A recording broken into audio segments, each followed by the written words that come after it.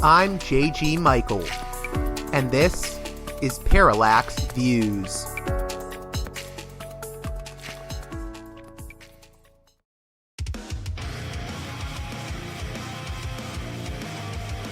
Hey, they want to ask us to ask you to mellow out a little bit.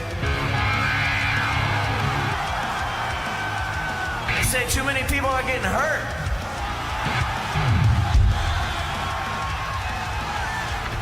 Don't let nobody get hurt.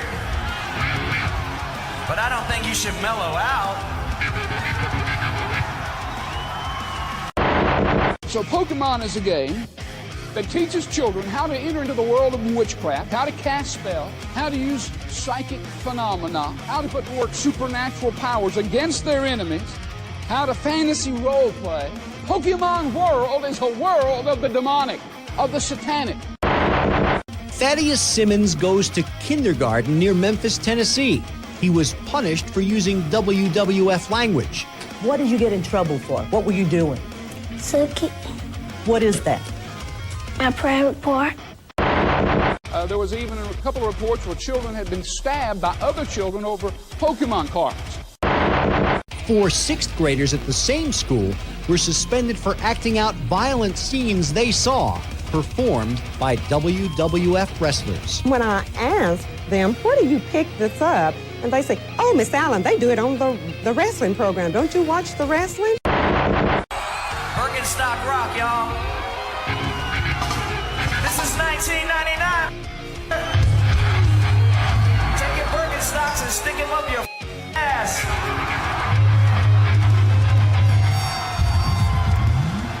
Right now, I want to do something to see if I can't get this whole place from front to back to get the up.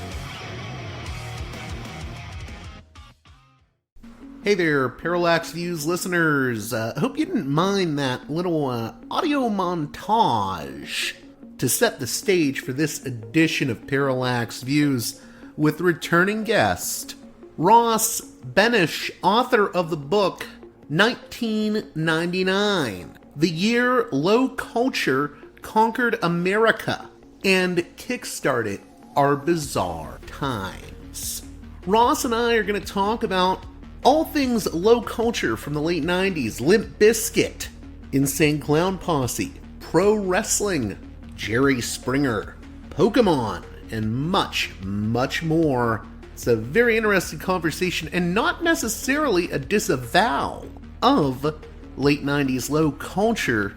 Listen closely, I think you'll find that Ross is not trying to attack low culture, but rather to examine how culture that is often seen as disposable has a much greater cultural impact and influence on us even to this day.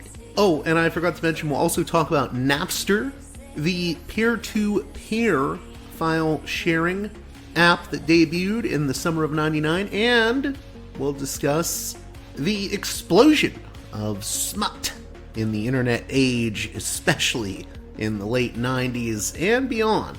We'll even tie all of this into our present moment, the political moment, and the cultural moment of the 2020s. So all that and much more on this edition of Parallax Views with Ross Benesch, author again of 1999, The Year Low Culture Conquered America, and Kickstarted Our Bizarre Times. Oh, and as always, a reminder, if you can, please consider supporting me on Patreon at patreon.com/parallaxviews. One more time, that's patreon.com/parallaxviews. And with that out of the way, let's get right to the conversation.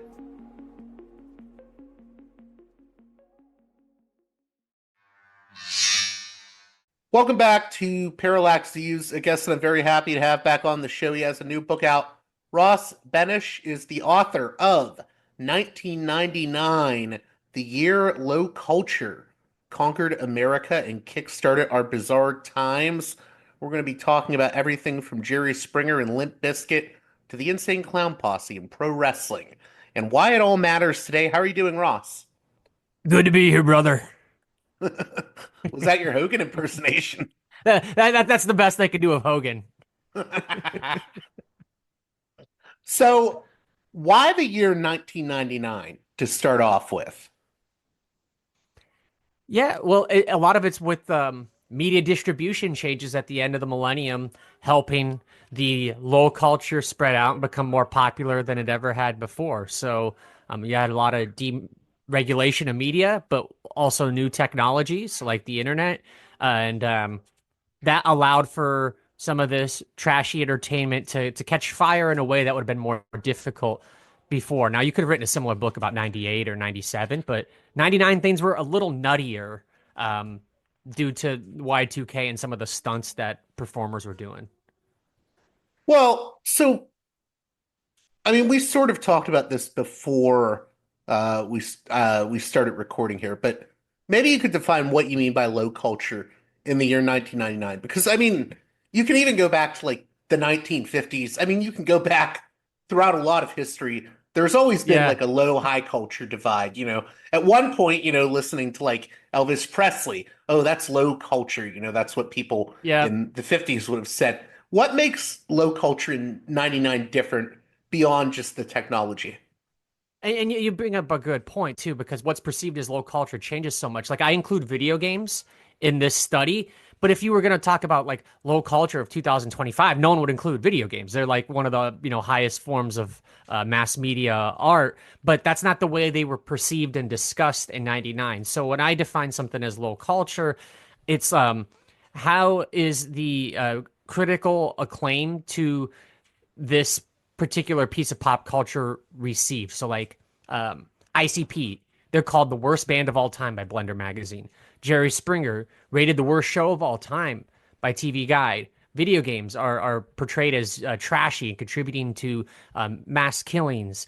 A lot of this stuff that's in the book is what was like mocked and reviled. Like Limp Bizkit. They're blamed for Woodstock. They're like the way that their album reviews are written about it is very condescending. Like the way like people review their albums, they write about them in a very condescending way. So it's the stuff that's often the most mocked and tarnished of its time. But that doesn't mean it's bad. I like all this stuff, and it doesn't mean that it's like not popular. All those things I mentioned were actually very popular. So a little bit is an eye of the beholder. But like, what's the general public consensus on this form of entertainment? Is it going to win awards, or is it going to be attacked in the press for being lowbrow?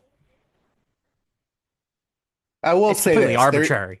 There is one thing from 1999 low culture that I hate. Kid Rock's Ball with the Ball. Oh my God.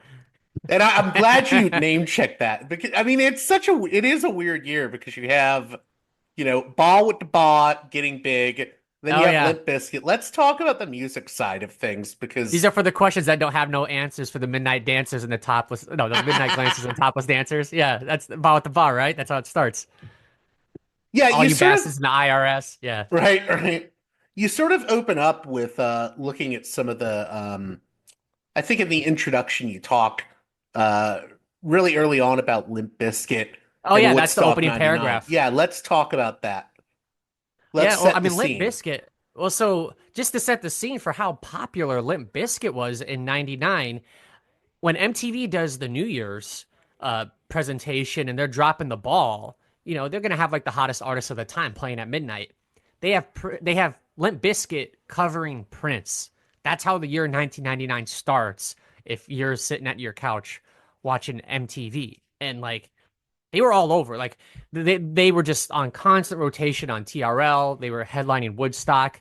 And they're blamed for the terrible event of Woodstock '99 because a riot breaks out when they're playing break stuff. But Limp Bizkit, even to this day, when you go back and you watch these documentaries made about Woodstock '99, they're portrayed as this like dark underbelly, and all the commenters in that HBO documentary were saying that like you could draw a line from the underbelly of Limp Bizkit to like the insurrectionist in 2021. They take a beating and they don't care. They come out of their set in '98 to Ozfest emerging from a toilet. Their album in '99 starts out with "You wanted the worst, you got the worst." Limp Bizkit. They embrace being perceived as shitty. and they're so huge. Man, they're huge in 99. Now, how does this though? How do you think this ties into the moment we're in now? Because that's a large portion of the book. And maybe we can start with the Limp Bizkit stuff and branch out from there into the sort of connections between Jerry Springer and the current moment, for example. Well, yeah. So Limp Bizkit, I didn't have anything super interesting to say about like what Limp Bizkit music from the '90s teaches us about today. A lot of that new metal stuff, it's criticized for being, angry music for angry dudes, but like I enjoyed Limp Bizkit and Korn and System of a Down. So did millions of other men and women my age. So I don't have a huge problem with it or can connect anything like specifically from Well, there's Limp always been Bizkit. that angry style of music too. Oh I mean, yeah, it's not, yeah. There's always yeah. like a heavy metal. Yeah, yeah. And with Limp Bizkit though, what I just find interesting is how proud they were of like being sellouts. I mean, they did payola. They paid radio stations to play their albums, and they didn't deny it. They're just like, that's what it took to get the hit. They would thank MTV executives in their album liner notes. Like they would just do stuff that other bands might think about doing, but they wouldn't. And maybe there's something to that where there's no such thing as being a sellout really anymore. Like that in the era of social media, selling out is how you get big, and like the argument between authenticity and selling out, I feel like isn't as prevalent for millennials and Gen Z like it was for Gen X. I think that's very true. I don't think you have the sort of I'm a big fan of Bill Hicks, the comedian. And Hmm. I've shown people his thing on selling out and advertising, and you show that to a millennial and they're like, "Well, what does it mean to sell out? You have to buy into the system to survive." And maybe Limp Bizkit does sort of presage that a bit. Yeah. Limp Bizkit, maybe they're the prophets of the age. They're the prophets we deserve in this age. Fred Durst saying, "Play that fucking track." That's our prophet. Yep. So how did you get into low culture? Because you are someone that is a fan of it, or I think you say I'm a fan or at least a user of it. Yeah. Well, I'm writing for an academic press book, and one chapter's on porn. I probably can't just come out and say I'm a huge fan of Pornhub. But I got into it as a kid. Like this is the stuff that I was into. I listened to Insane Clown Posse with my friends and watched Raw and Nitro and played video games. I watched Jerry Springer with my parents. There's a lot of like really cheaply made rated R movies that I was into as a kid. Like I got into it just by like consuming entertainment, and that was a lot of the stuff that I gravitated to and still do. Like to this day, if I listen to the Great Malenko album for ICP, my enjoyment from it isn't like really ironic. It's probably nostalgic enjoyment, but like I actually enjoy some of that stuff. So I like how unpretentious this form of entertainment can be, and I obviously think it can show us a lot about our world. I mean, I wrote this damn book about that, but even before then, I felt that way. Do you think I know this is maybe outside the book, but so the focus on 1999 or even just the 90s in general, the late 90s, what do you think sets it apart from, say, like, I'm a big fan of like 80s low culture. I love Yeah. like 80s horror movies, action movies, stuff like that. So for me, like 80s low culture is the high of low culture. But Oh, I love why hair metal, so right, I'm right, with right. you. Yeah. Hair metal, Quiet Riot, stuff Yeah. like that. What makes the 90s different, you think? Um, Part of it is just the media distribution behind it. And I'll just give you a few examples because that sounds really highfalutin when I say it.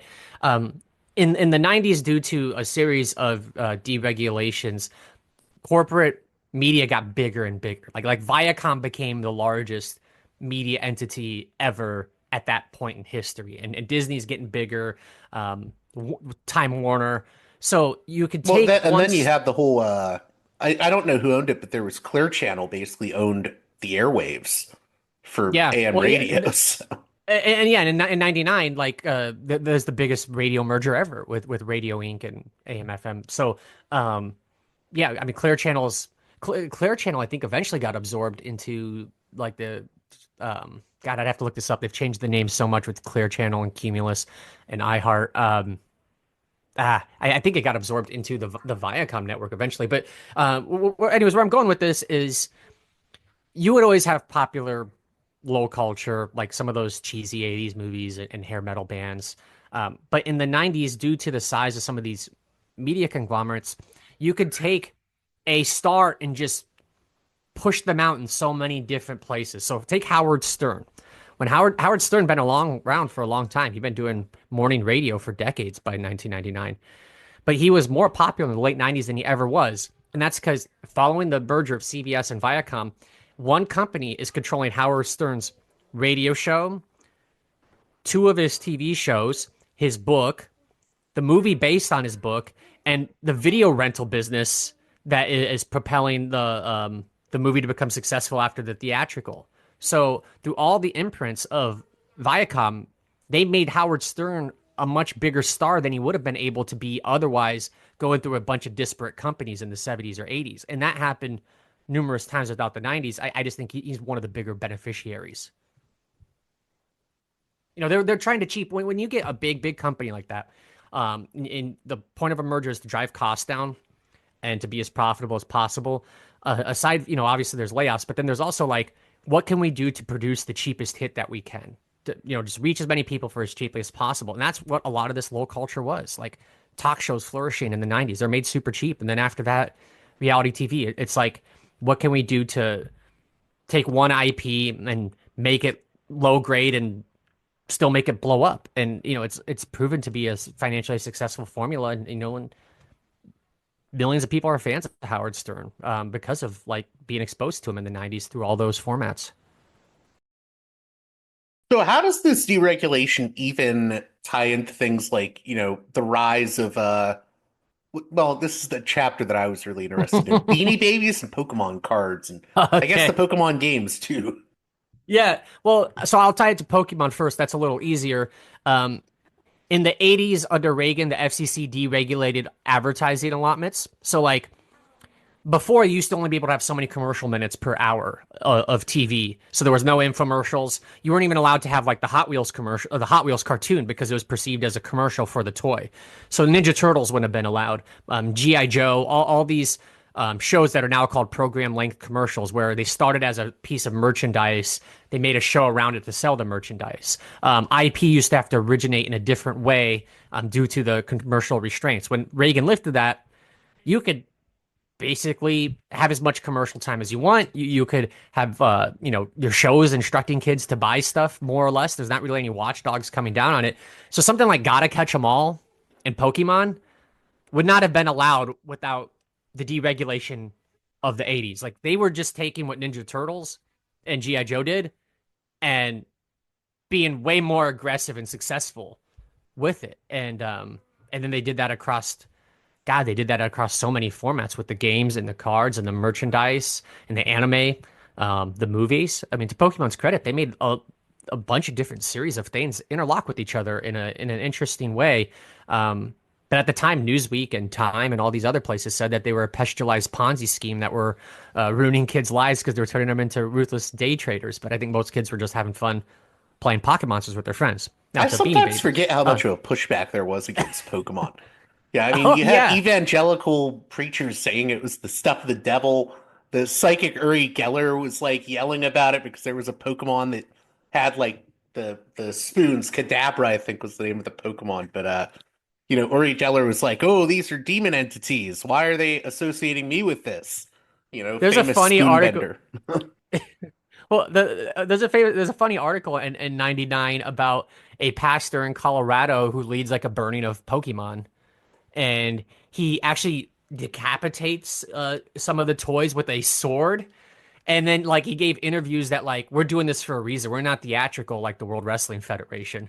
And he's you know, cutting up freaking stuffed animals with a sword in a very public display. It's like the most theatrical thing. So yeah, it's funny, right? Because they're just like little stuffed animals in Japanese anime, but people freaked out about it. I mean, that's what's crazy about it, though, too. They're just little stuffed animals, an anime and a video game. but it takes over the world. I think at this point, it's like on par with, or has even surpassed in terms of how much money is made, like something like Star Wars. Yeah, I think it's made the most IP ever from I mean, I think it's made the most licensing revenue ever from an IP. I don't know if it was Statista put that study out. There was a study in the last 2 years that was like Pokemon revenue exceeds everyone in licensing, which is just absurd And when it you think really about it all took over the world. Oh In yeah, the yeah. 90s, it took over the world. Like I was part of that. Like I was, I mean, I remember my dad got angry because I was so obsessed with Pokemon that I would take his old, he used to record the pay-per-views of WWF. So Oh, all the nice. pay-per-views, even like the in your house ones, and I was so obsessed with Pokemon, I wanted to record every episode of the show.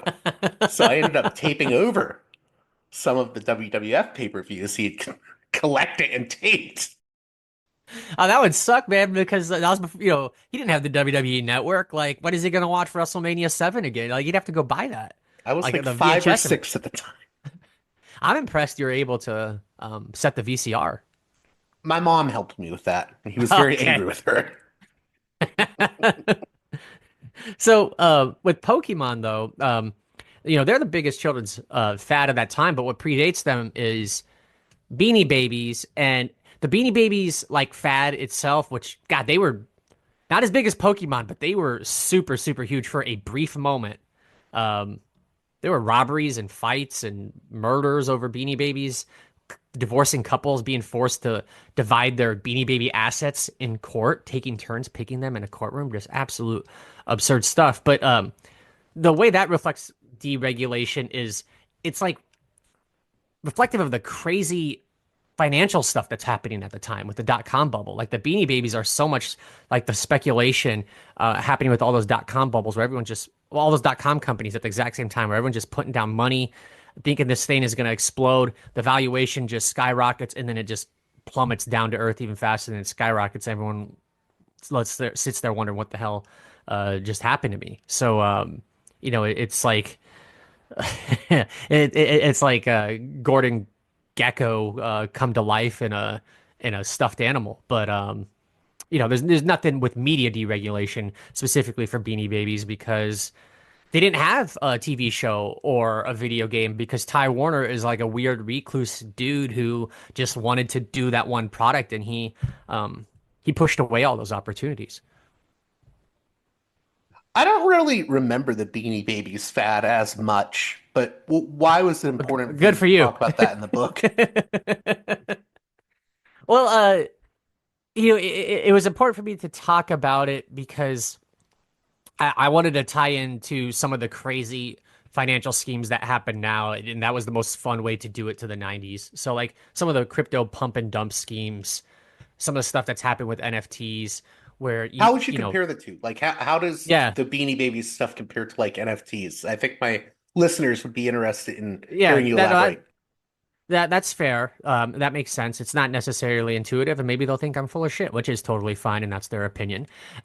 So both of them are predicated on selling someone scarcity that does not exist, inflating a market way past a reasonable price, and just driving mania to something so that you get this community of collectors who is really built up on like being into this thing, and that they just talk each other into buying more and more, and that becomes self perpetuating until the bubble pops in a very painful way. Like they're collectibles, but they weren't treated as such. They were treated as financial instruments, even though they're just collectibles. And a lot of, some people made money, some are valuable, but most people lost their ass in both cases. And just kind of the desire to go out and collect rare NFTs just reminded me a lot of the desire of suburban house moms going store to store to get those Beanie Babies in the 90s. That we could also get into the Pokemon cards with regards to that, I assume as well. Yeah, you could. Pokemon cards are a little more stable. What I say in the book is like Beanie Babies is the excesses of capitalism, and the dot-com bubble as well. But Pokemon's more like the status quo of like some crazy stuff happens here and there, but for the most part, just new products continuing to emerge to drive rampant consumerism, but like people are fine with it because it brings them joy. And God, they're still around and will be forever. You know, Beanie Babies are around, but they're a small footprint of what they used to be. Like they have a few licensed toys in like Walgreens and big retailers now. They're not a huge sensation. Whereas Pokemon's licensing revenue in 2023 was still among the top among any intellectual properties in the world. Was it interesting for you looking at the whole phenomena of Beanie Babies and Pokemon from the perspective of, well, how did capitalists look at this phenomenon and how they sort of used it to their advantage?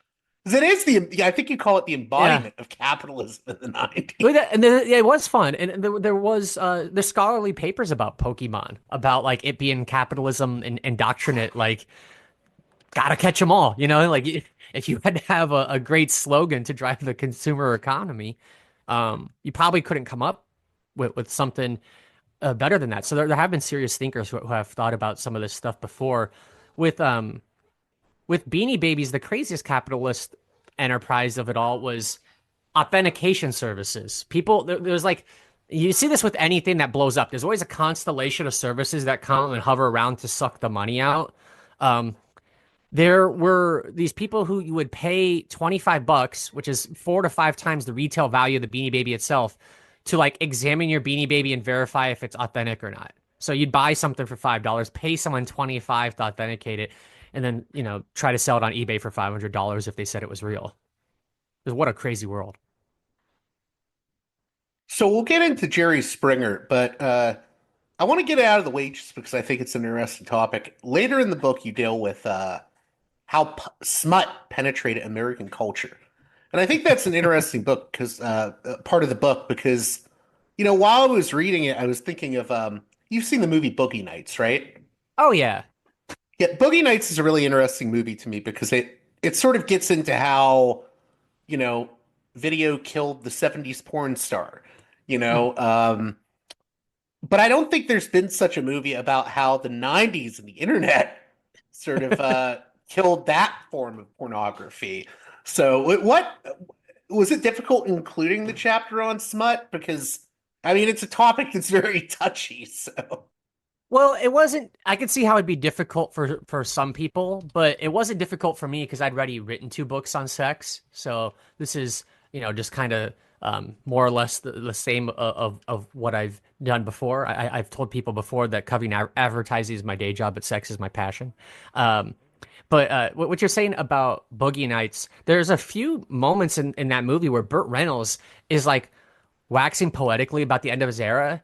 And if you just look at like the things he's complaining about and fearing about, it's exactly what we're talking about right here. Like, you know, the internet coming, ruining those, or at the time it was home video before the internet. But home video did to the theater, the porn theaters, what the internet did to home video and displacing it.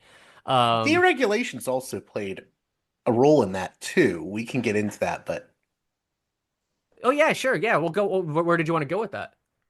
Well, I just meant, you know, it used to be that porn producers would have to straddle a line of being, you know... They straddled it, huh? Well, yeah. But, you know, the porn films that, like, Roger Ebert would review during the height of porno chic, movies like The Devil and Miss Jones, yeah, those movies would try to have, like, I don't know how to put this, but almost like they would try to skirt that line between being artsy or having a message or not just being, you know, having hardcore sex every second. Yeah. And, you know, once that goes away, the sort of porn that gets produced is just this gonzo stuff that you see in Boogie Nights. There's no attempts to make like a story. Like there's no need to make like a fake James Bond story around John Holmes once the sort of prohibition against porn is sort of lifted. And I think that even becomes more true in the 90s. Well, and there's been some interesting... I hope that makes sense. Yeah. Yeah, no, I was going to say that there's been some interesting analysis about that where the Motion Picture Association changing like the way they would use the X rating and introducing the NC-17 rating was like it almost sounds like a conspiracy, but was a way to keep porn out of the cinema because what like Deep Throat didn't there was no such thing as NC-17 like when Deep Throat and Devil Miss Jones. So the regulation of how like movies are rated and how they can be screened after the rating systems become a little more formalized makes it more difficult to get porn in a traditional cinema, and it discourages filmmakers from trying to make that type of film. Like even if you made like striptease or something like that, that's way tamer than Devil and Miss Jones. You got to fight like hell to avoid NC-17 because if you get that, like it's just done. Like you're gonna make no revenue on the theater. You might on home rental at the time, but like your theatrical business is just killed. One tiny thing I'll let you butt in, but what you also said there's no movie made about internet pornographers. There's a movie called Middlemen with Luke Wilson. Not really a good movie, but it's about like the guys who helped make credit card transactions available for purchasing online porn. I guess what I was trying to get at earlier was just some of those older. It's so weird talking about this because it's like, oh God, he's talking about porn, but some of those like a movie like A Devil and Miss Jones there had to be like this socially redeeming message in it. I mean, it's weird because it's kind of like an anti-sex porn film when you watch it. And I think that goes out the window with the video era. And then with the 90s, like it's, this has become like part of our lives, in the sense of it's so easily accessible due to the internet. That's why I thought that was such an interesting chapter because it really becomes part of American culture because everyone has access to it. And sex tapes become a thing, like celebrity sex tapes. The biggest one at the time is Pam Anderson and Tommy Lee. We're starting to get in the age of like online sharing, reality TV, where it's not just the filmed, it's not just like the studios making stuff. It's there's porn coming from all directions, from people's private lives, like from things being uploaded without their permission. Like think about Girls Gone Wild, how crazy of a franchise that is. The rules around and what was permitted around broadcasting sexuality changed a lot in the 90s. It became a lot more permissive than they were in previous decades. How do you think that stays with us today? The sort of evolution of smut in the late 90s. How does that compare to the current moment? Well, we're kind of numb to it now. Everyone has porn on their smartphones if they want it at any given time, and we've just kind of accepted it. I mean, it's gatekeeped out of some of the major communication systems we use. Like you can't just post it on Facebook without getting flagged. You can on Twitter though. I think it's normalized to a point that we don't even question it all that much. Like think about like just scrolling through Twitter and you're getting a bunch of porn on something that's not used primarily for porn at all, and explaining that to someone in the 70s who is paying to go to a theater to see the stuff that we're getting without even wanting to see it. I'm on Twitter. I'm not actually looking for that. If I want to look for that, it's kind of surreal to think about how there used to be a thing called the Raincoat Brigade that would go to these movies in the theater in the 70s. And now you almost like need to put a blocker on your phone to avoid crazy pop-ups from showing you porn if you've gone on crazy places on the internet. So I think the 90s just kind of helped numb us to it's all around us. There's attempts now to censor it again with the age verifications, but I'm in Florida. That's happening here. It's a very you got a VPN? hardcore law. Yeah, it is a hardcore law. It's good to be in the VPN business in Florida. I'm sure, but that law might be coming nationwide. It's kind of up to the judges. So we'll have a interesting renewal. But ultimately, every technology advance has proven that the smut still gets through. Well, no, that's what's interesting about it. There's that line, smut sort of drives all our technological changes and the choices we make in technology. Oh, it absolutely, yeah. And the technology we use, yeah. Go on, I'm sorry. Yeah, no, that's like that's part of like it that helped get the adoption of like VHS and video chat online and cookies and e-commerce. It's monumental. And if it wasn't so looked down upon, it would probably be studied in like business school for some of the innovations they did at a time when those were considered risky investments. It's really interesting that point you brought up about, you know, I know this isn't really part of the book, but you brought up how there were these movies coming out in the 90s, the sort of NC-17 wave. Yeah. The one I think of is David Cronenberg's Crash, which is that's not necessarily, well, I think some people would call it low culture. David Cronenberg straddles the line, but it's interesting. Didn't that win a lot of awards? No, you're thinking Crash. The David Cronenberg Crash was about a car crash fetishist. Oh, I'm thinking of a different movie called Crash. Yeah, I'm talking about the one with James Spader, who was like the king of sleazy character. Oh, okay, yeah. I'm thinking of a completely different movie. But it's interesting because there was sort of this wave of NC-17 movies that didn't necessarily do well in theaters, but now it feels like we're coming back to that where, I mean, the MPAA is kind of becoming obsolete. You're a kid now. You can figure out ways to like bypass anything. A lot of those movies are going straight to streaming anyways. What are they going to do about that? Yeah. Well, even, that the big new horror movie franchise, Terrifier. There were kids that were just going. I went to see the latest one, Terrifier 3, and they were like, I mean, there were teenagers going in there after buying a ticket to Wild Robot. And that movie was unrated and it made millions of dollars. It did really well for its low budget. And the unrated rating, which is basically an NC-17, didn't even matter. So even that comes back around to us today where, movies that we once thought were like, oh, they can't make money. Now even those like NC-17 rated movies are, making money in our theaters, and the MPAA can't really do anything about it. Well, the power of the MPAA is just been wiped out when like movies are pirated or a lot of them are going straight to a streaming service. Like Netflix doesn't really have to. If a movie's going straight to Netflix or Max, like they can kind of do whatever they want. Being profitable now is often a cost-cutting move where you mentioned horror. They could make relatively low revenues but be profitable because their costs are way lower than like a blockbuster. And those NC-17 movies tend to not have blockbuster budgets. Like they all do tend to be like kind of low to mid-tier budgets. So there could be a path there. They probably don't want to gatekeep too hard either because they're struggling. They need like everybody they can get to be in the movie theater right now. It's really interesting when we talk about this 90s culture, 90s low culture. What do you think about the culture war element of it? Because on one hand, I see people that hate the 90s because they feel like it was a time where low culture was very misogynistic or illiberal in ways. The sort of, Limp Bizkit is this angry music for like men and it's teaching them to be violent.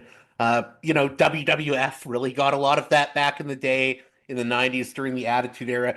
And then on the other hand, I think you'll have conservatives that look at the 90s culture and say, oh, it's morally degenerate, or it's Yeah. It's so permissive, the sexuality and whatnot. So you have people that really hate. There's people that look back on 90s low culture from both ends of the American culture war divide and will criticize it from their specific sort of political viewpoint. And yet it's been so influential on us. Can you speak to that at all? Well, yeah. And when you're talking about conservatives coming down on low culture, I mean, geez, even The Simpsons got heat from George Bush. Like, right. in the well, that's what I was 90s. getting at. I guess I should. And William Bennett was like, man. Right. Well, the way I should have put it is, I know people that think 90s low culture was too reactionary, and other people that think it was too progressive or too liberal. Yeah. And talk shows are like, I did this research on all this stuff, and talk shows, particularly Jerry Springer, he would be criticized by right-wing publications for breaking down like the nuclear family, and then like liberal magazines like The Nation would say that he's pushing regressive values. They both would be saying opposite things about him, like the same week, like watching the same show. I find that Springer's actually very interesting. I'm glad you brought him up, but go on. the culture war stuff. I find the preachiest people on both sides to be very annoying, joyless people, and maybe if you relax a little bit, you might enjoy Limp Bizkit more than you realize. That could come from the left or the right. So I try to not buy into that stuff too much. It's definitely prevalent. It's definitely out there. I just kind of find them to be like full of shit people who have no joy in their lives. Springer's really interesting because it's true what you said. He was sort of attacked from both the left and the right. And what's weird is I don't think people realize he was a fairly political person. He comes out of RFK Senior's whole world. I think he was like a speechwriter or something for him. I know he worked with one of the Kennedys at one point, and he tried to be like a populist politician, but not even in the Trump mode, more of like a populist Democrat. Definitely a Democrat. Before he got into TV, So let's talk about that. What are we to make of the rise of Jerry Springer? The other thing is he has predecessors, like a Morgan Downey Jr., but I think he's also a very different kind of animal. Well, so Jerry Springer himself, the person, is progressive on almost every issue. Like a very liberal guy, mayor of Cincinnati, city councilman, ran for Ohio governor. I would be a successful politician in today's day and age where the TV character does not have to separate themselves from the political candidate like they would have back then. Real quick, just to clarify. So he advised RFK during RFK's presidential campaign. Anyways, go on. I'm sorry. But on his show, they're not really pushing any like political message. In fact, they tried to do that when the show started. They tried to be a somewhat progressive show. Like he was kind of trying to be like a Phil Donahue almost. Absolutely. That's exactly what he's trying to do. And he would interview Oliver North, but Jerry Springer is on the side of regulating guns. You know what I mean? Like he's on the opposite side of Oliver North. And that sucked. No one watched it. Like that show was going to get canceled. Jerry Springer interviewing Oliver North and Jesse Jackson and these serious people about serious issues. Like he wanted to help alleviate teen homelessness. That's not a TV show Americans want to watch. What do they want to watch? A man sleeping with his horse. That's what the show became. When they had to pivot to get ratings, it was three ways with your stepkids and strippers on crack and adult babies and just the craziest stuff. And they're not pushing any position. They're just trying to be so shocking that you will watch it even if your sound is off on the television. That's all they wanted to do with the Springer Show. They're like a dog chasing a car. They wouldn't know if they got it, what they would do with it. Yeah, and I think people don't realize how much of a phenomenon it was if you didn't grow up in the 90s. Even into the 2000s. I don't know if you know about this, but have you ever heard of Jerry Springer the Opera? Oh yeah, I attended that in New York City. What was that like? Because so for people that don't know, there was a British musical written based on Jerry Springer, and if I recall correctly, it's basically Jerry Springer goes to hell. Yeah. So there's two acts, and the first act is set up like a conventional Jerry Springer episode, but they're singing everything, and then the second act gets super surreal and he goes to hell. There's a fight for his soul. And it's kind of all over the place, a little hard to follow, but it was fun. So I enjoyed it. The singers were amazing. I mean, these were really talented opera singers because this is in New York City, Midtown. This is not cheap tickets. And these are real professionals singing it. They're probably doing a Pavarotti the week before. And now they're saying, talk to the ass. Talk to the ass. That's how the dialogue would be in that. So I had a blast. It was a high culture celebrating low culture, an opera doing Jerry Springer. That's the sort of stuff I'm doing a book on low culture. So I was very into that. And, he's got a passionate fan base. Even after all these years, God, he was so big. They took outtakes of Jerry Springer in the 90s, put them on a VHS tape called Two Out for TV, and would sell them over the phone with a credit card for $20. People would pay $20 to watch Jerry Springer outtakes in the 90s, like millions of people. So for how popular it was and how much it was consumed, it's still something people recall to this day. Like it's What was your its interest? repercussions are being felt. What was your interest in focusing specifically? I mean, you have a whole chapter called the Jerry Springer Administration. What makes Jerry Springer different than, say, like a Geraldo or a Sally Jesse Raphael? Like, why the focus on Springer? Yeah, so Springer was more sensational than them and more popular. But you're right. Like he wasn't the only one, and Geraldo predates him. Geraldo has, crazy episodes about Satanism where he's like telling parents that like, is your kid lonely and wants to be alone and write in a journal and like listen to heavy metal? Well, those aren't normal teenager things. They might be a Satanist. And he has episodes where KKK members are fighting black rights activists. So Geraldo does the like combative style talk show before Springer, but he does not reach the popularity. Like Springer beats Oprah in the ratings, and then he kind of like guides the genre. Sally and these others become more combative and lowbrow because Springer is so popular. Like Sally had an episode where she got in the wrestling ring with contestants and they hosted the episode that way. She would not do that if Jerry Springer was not doing well. Like they're trying to, they was it Sally or Ricky? They had one where it was like, I'm 15 and trying to get pregnant and I'm proud of it. Like they would do episodes like that were so Springer-esque that if you focus on the others, it would be like the way to put, like, let's say there's the British invasion. Like these others tend to be like Jerry and the Pacemakers or something like that, and Jerry Springer is the Beatles of the low culture. Maybe Geraldo's the Rolling Stones in this comparison, but he's just so much bigger. But yeah, certainly the stuff he did was elsewhere. So what was there like does Jerry Springer have a Satanic Panic connection? Because I know that's why you initially contacted me, because I've done a lot of shows on Satanic Panic, and it's weird because the people I remember most pushing that stuff, I mean, Oprah at one point, it's not a moment she likes to talk about, but she pushed some really weird Satanic Panic stuff, she had a person on her show that claimed to be an ex-Illuminati member in like the 80s or early 90s. She also had a person who claimed to be a Holocaust survivor who wasn't even alive then. One of the Satanic, Lauren Stratton. Wow.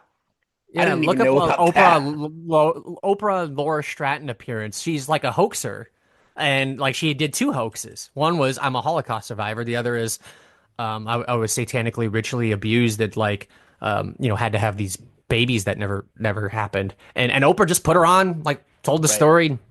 No, Geraldo had the whole special, Satan's Underground or whatever. I mean, that was a very bad period because he had two or three specials. Yeah, and it's very interesting because it's like I would say it's like the template in a way for stuff like QAnon that comes later. Oh, absolutely. Well, yeah, and I wanted to talk about that. How much of a connection do you see between the sort of rise of conspiracy culture and some of this talk show trash? So the talk show trash did help push that. Geraldo and Oprah are probably the worst offenders. And I mean, Oprah's done a lot of crazy stuff. I mean, she's done a lot of critically acclaimed and great stuff and stood up for free speech, but she's pushed some crazy shit into the mainstream of American culture. And she did more on that than I didn't come across anything with Jerry Springer pushing that. There may be an episode that I'm unfamiliar with. There were over 4,000 episodes of the Jerry Springer show by the time he retired, but I didn't see him dive into that. And I mean, with Jerry Springer though, honestly, that might have been too much of a issue for him to get in. His show just didn't. It was just all shock. I mean, I know Satanism was shock. But I'm also not sure. I think he's the type of dude that would be I don't think your kid listening to heavy metal is the worst thing in the world. No, he absolutely, he would not buy into that. He was always against censoring artists, and he's given a lot of speeches about that. Yeah, Do you remember his appearances on what was that show? The Bundys, Married with Children, oh yeah, where he was like a guest star on it as like the annoying liberal feminist that Al Bundy hated on the telly. I gotta go back and watch those. He guested on so many shows in the 90s. He was on Sabrina the Teenage Witch, and he's like trying to. I think there's an episode where like witches' lovers are on the Springer show. Like he's playing Jerry Springer on the Sabrina TV show. I gotta find that Married with Children. I used to watch that with my dad too. It's weird for me because I want to get into this, but I think there is very clear parallels between Jerry Springer and the moment we find ourselves in today. But in a way, I almost consider Jerry Springer like quaint. And I think the things that have come since I'm more perturbed by. Like, I mean, people hate when I say this, but someone like Piers Morgan is basically doing Jerry Springer now, with his Piers Morgan Uncensored. I mean, it's a little bit different because it's not like you're not having people on that are uh, having a marital dispute, but it's like Yeah, he's he's a getting lot more people. boring than Springer. Yeah, but there's still that like yelling anger, two political sides going after each other in a Springerish way, even though it's not dealing with the same issues as Springer. And I do think we see, I mean, I think we see Jerry Springer in some of the tactics used by various political movements. Oh, The and sort of definitely by the shock cable and TV show. jockism of like certain alt-right figures. I wouldn't say they're like Jerry Springer politically, but there's sort of the use of the sort of shock tactics is there. And we're all sort of part of a Jerry Springer show now with TikTok and, social media.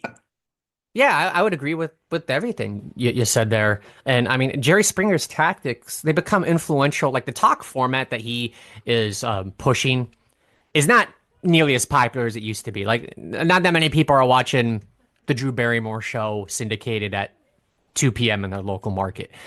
But the style of the Jerry Springer show becomes influential in how cable news debate shows are handled with the screaming and the fighting. It becomes super influential in reality TV. I don't think you get like the Real Housewives without something like Jerry Springer preceding it, or the Kardashians or Vanderpump Rules, and that style of the reality shows. Yeah, it's there with the influencers. It's there in our fucking White House.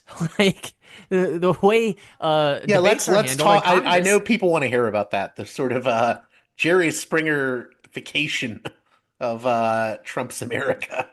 Well, Jerry Springer himself said before he died, and it was after Trump was elected the first time, he said the worst thing about Donald Trump is he took my show to the White House. So like Jerry Springer is basically saying like we're living in his talk show. We just want sensation. Attention matters more than substance. Shock and scandal. We can't get enough of it. We like the petty drama. And like, look at the way Trump like talked down to Zelensky. Didn't that kind of seem like a Jerry Springer like lover spat? No, And if you aren't, definitely. and it happens in Congress too. There was a congressman like a year or two ago. He was gonna fist fight the Teamsters president who was testifying. Like he's talking like he's not gonna get up there and kick his ass, even though I think he'd probably get his ass kicked. You know what? The one that stands out for me, if I could, do you know Lauren Boebert? I Yeah, mean, so there was this whole thing about her. Her mom claims that her father is pro wrestler Stan Lane, and there was a whole dispute over whether her father was this pro wrestler, and he claims that no, that's not true. It was someone claiming to be Stan Lane, and I think they even did a DNA test and found out it wasn't him.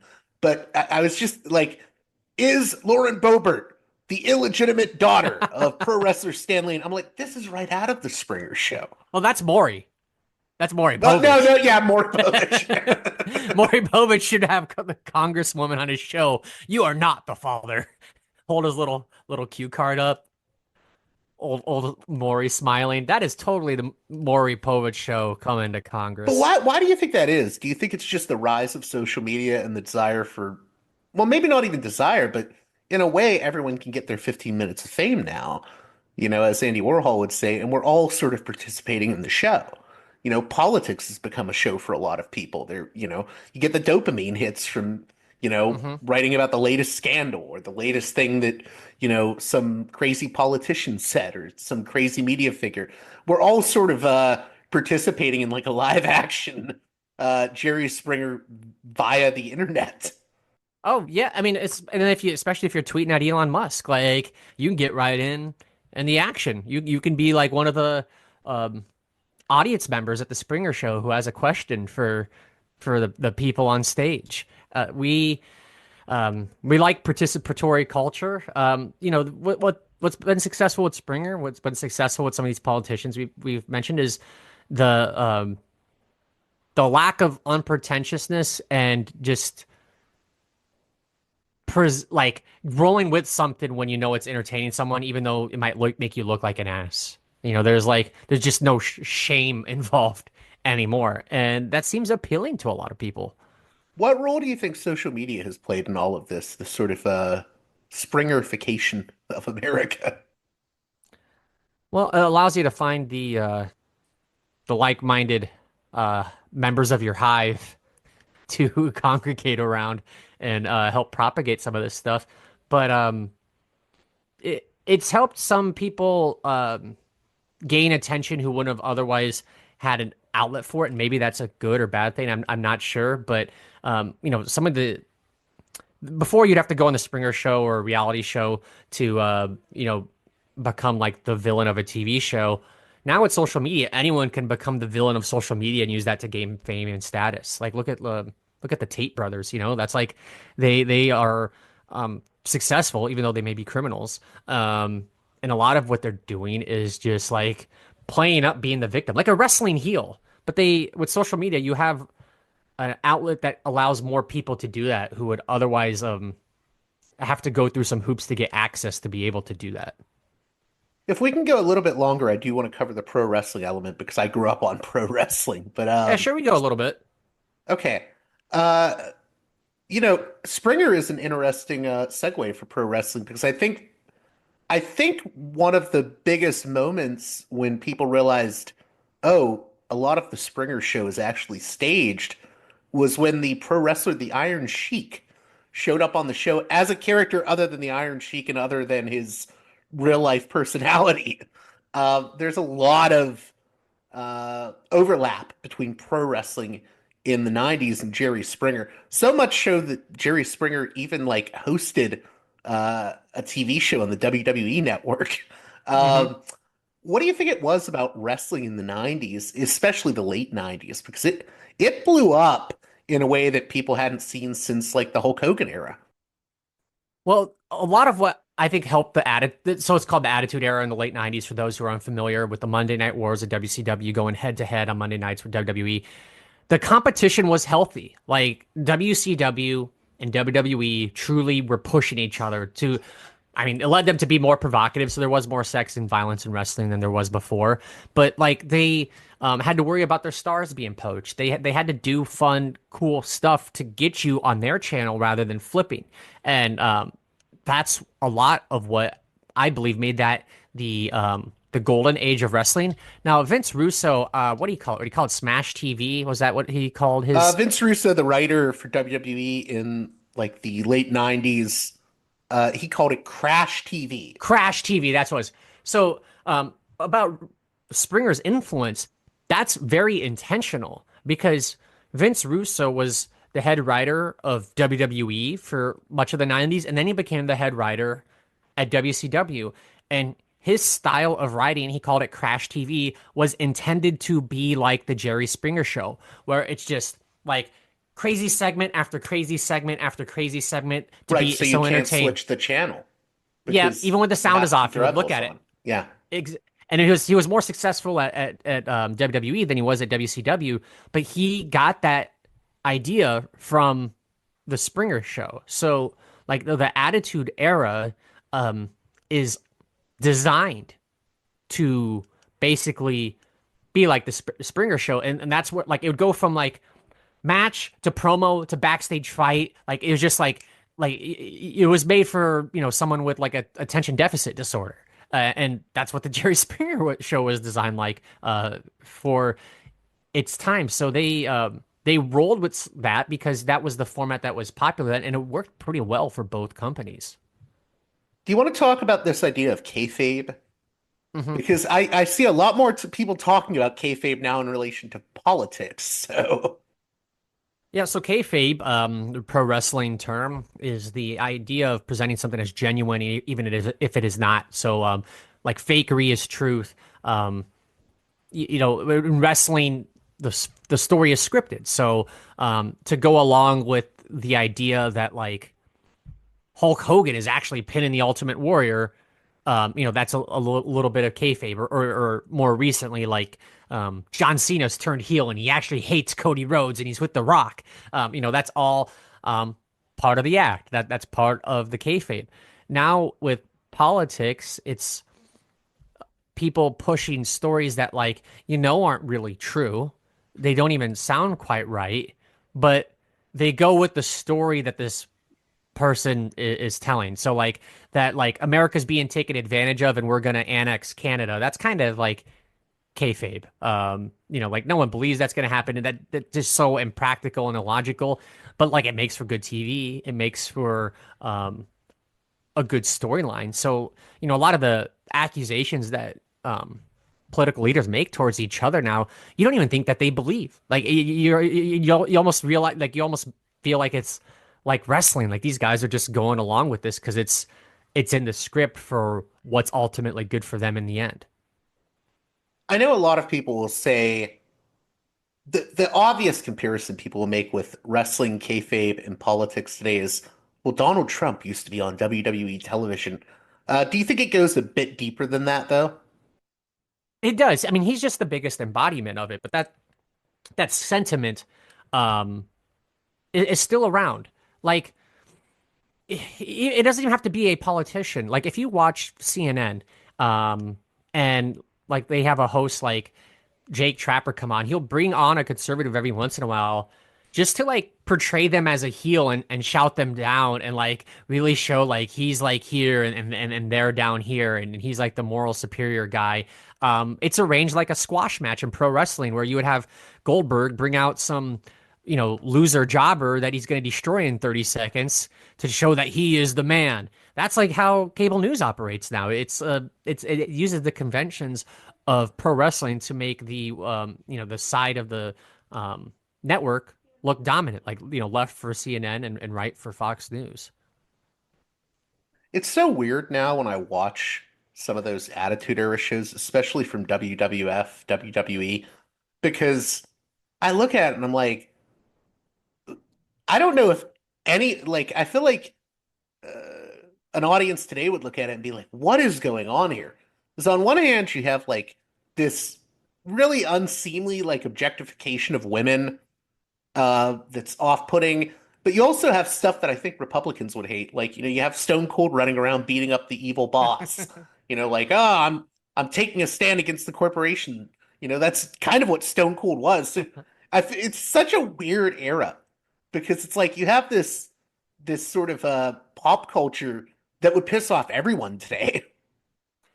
And it pissed off a lot of people then too. They took a lot of heat for like bloodletting and all the swearing. And yeah, super sexual. I mean, do you remember Val Venus and Choppy Choppy Wee Wee? Yeah, they brought on John Wayne Bobbitt. Yeah, and they were gonna cut off a dude's dick with a samurai sword. But then it cuts out right before they're gonna castrate this guy. That's the sort of thing they did in the 90s that yeah, it could that sort of castration that could offend the Puritans, but then Sable showing her tits, that would probably offend feminists. So they had something for everyone to get pissed off about for sure.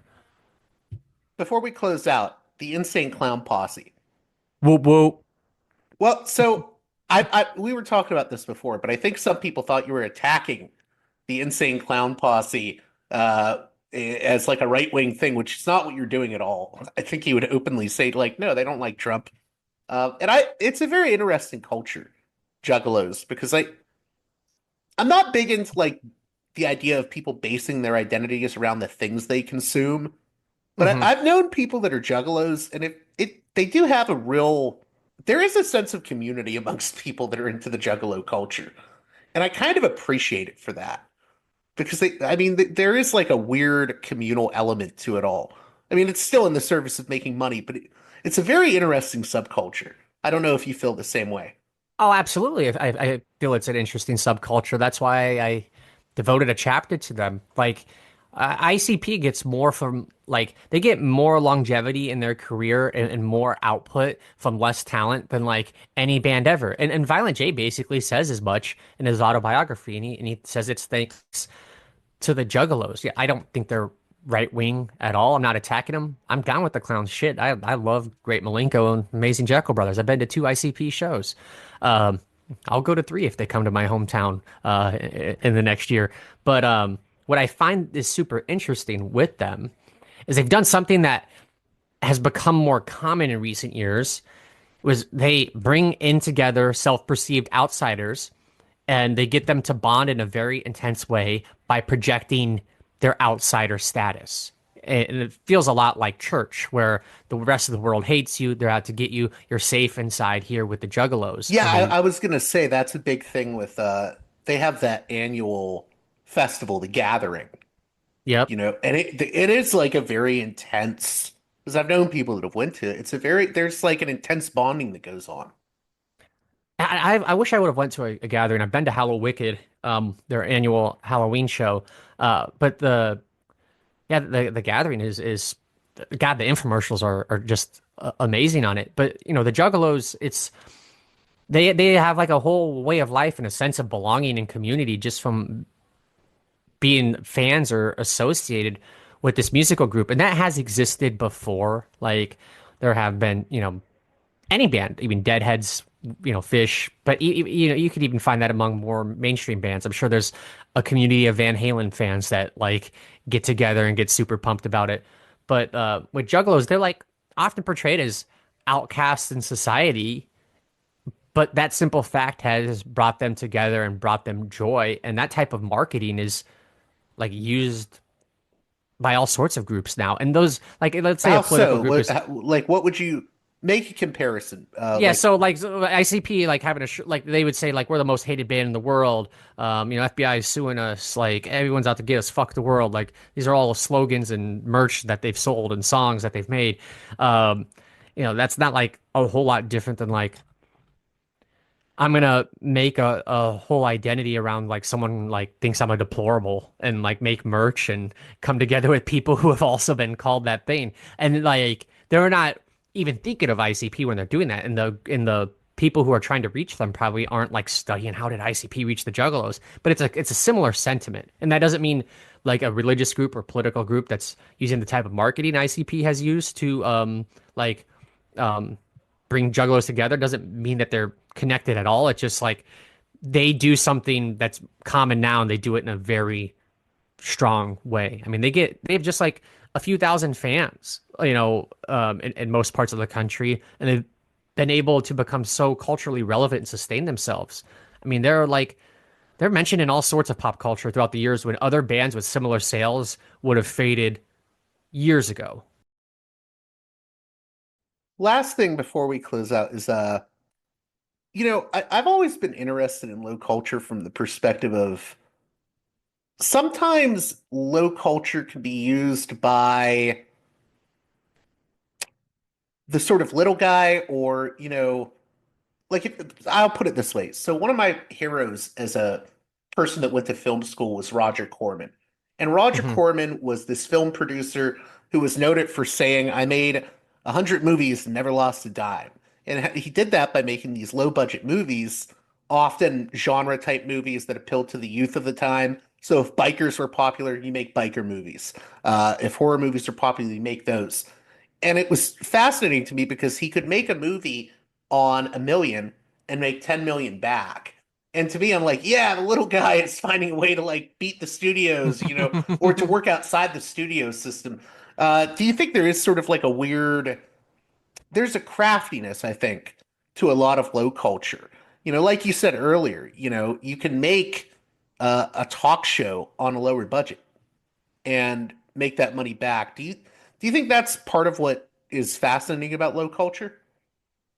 The cheap production quality is like one of the defining It adds a aspects. sort of authenticity to it too.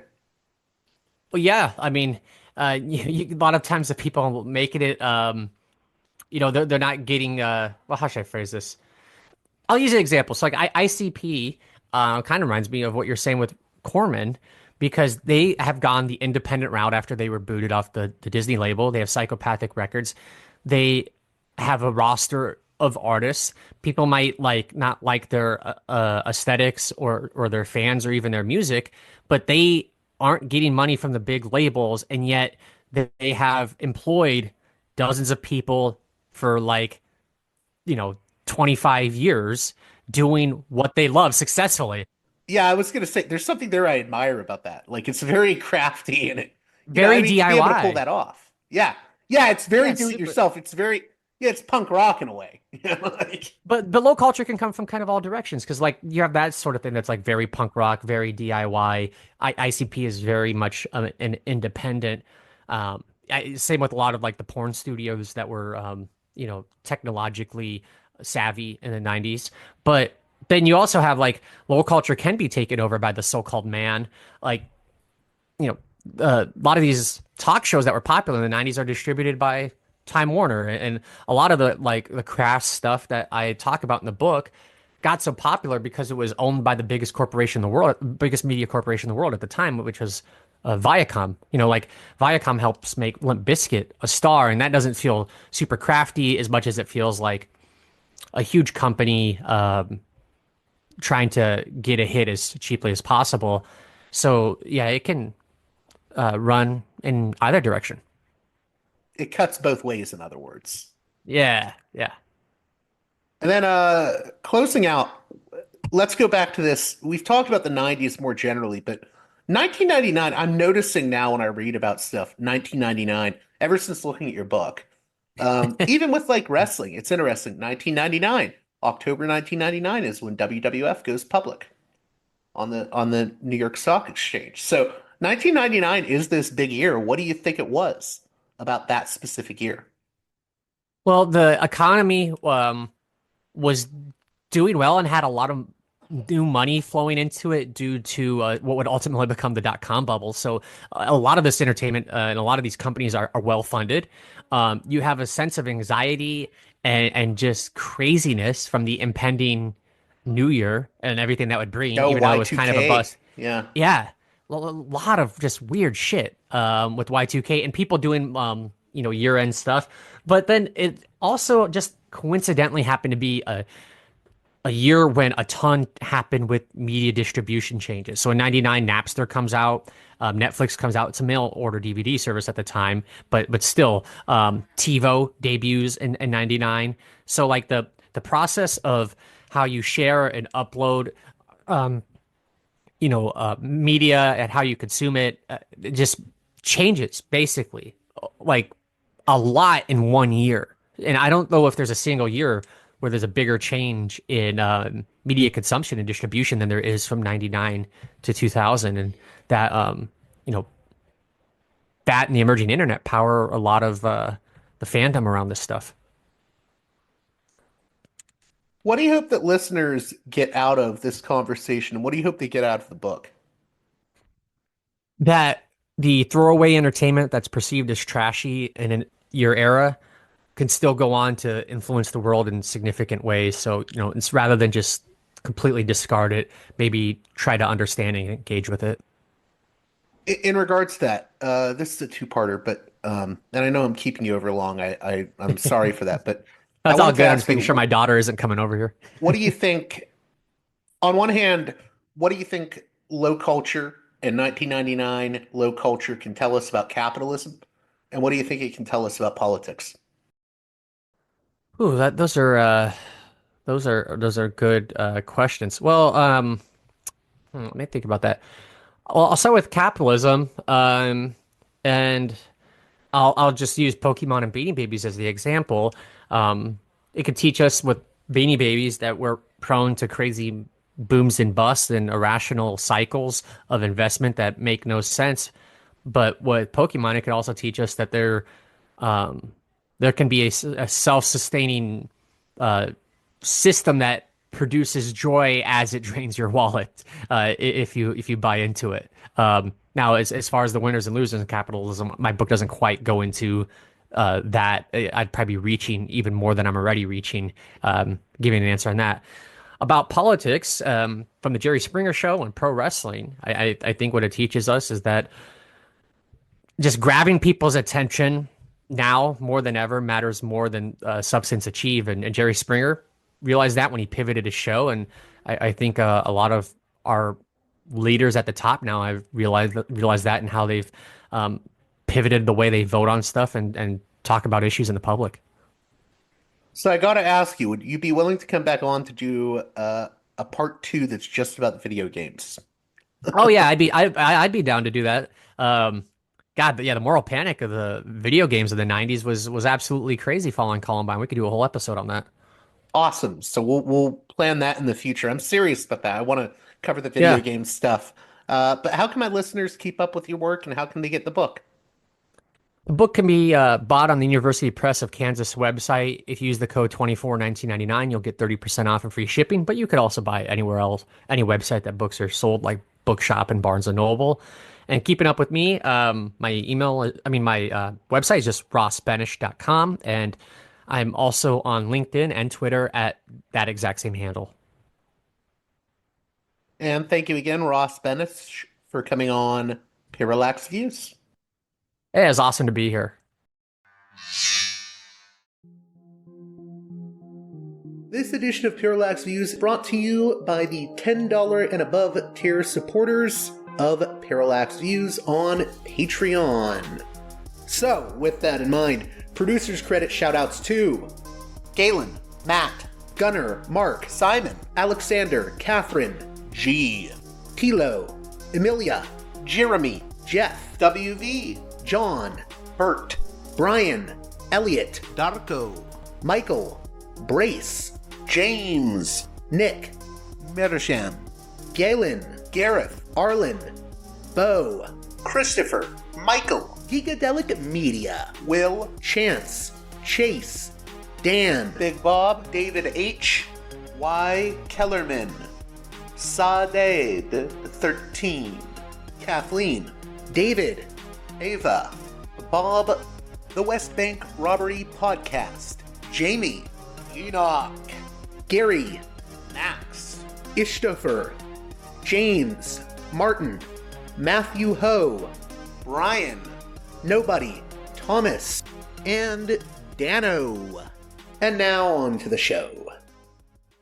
Well, that does it for this edition of Parallax Views. As always, please consider supporting me on Patreon at patreon.com/parallaxviews. One more time, that's patreon.com/parallaxviews. And with that being said, until next time, you've been listening to Parallax Views with Parallax Views to Parallax Views with Parallax Views. The way out is not simply to say, don't do it, just to prohibit. It's nothing else. If we don't do it, others will be doing it like crazy. So, we have to confront the problem. But no, basically, I know of the great anxieties, problems, new forms of control, but it's also new forms of freedom. This is why I always emphasize that internet and all this new digital stuff, it's a very ambiguous phenomenon, but it's the field of struggle. New forms of enslavement, but at the same time, new incredible forms of freedom. We have to accept the fight with no nostalgia for old, allegedly more authentic communities or whatever. I'm not afraid. I'm not afraid. I'm not afraid. I'm not afraid.